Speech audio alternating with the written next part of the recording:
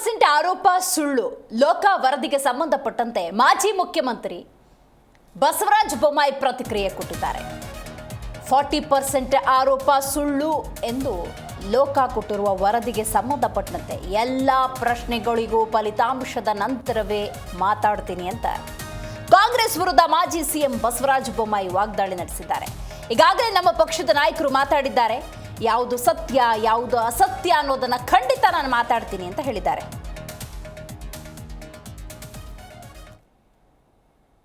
ಈಗಾಗಲೇ ನಮ್ಮ opposition leader ನಮ್ಮ ರಾಜ್ಯಾಧ್ಯಕ್ಷರಾಗಿ ಉತ್ತರ ಕೊಟ್ಟಿದ್ದಾರೆ.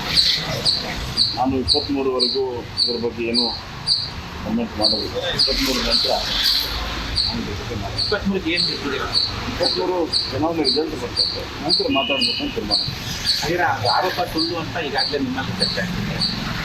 ಇದ್ರ ಬಗ್ಗೆ ವಿಶ್ಲೇಷಣೆ, ಸತ್ಯ ಯಾವುದು ಅಸತ್ಯ ಎಲ್ಲವೂ ಕೂಡ ವಿವರವಾಗಿ ಚರ್ಚೆ ಮಾಡ್ತಾರೆ.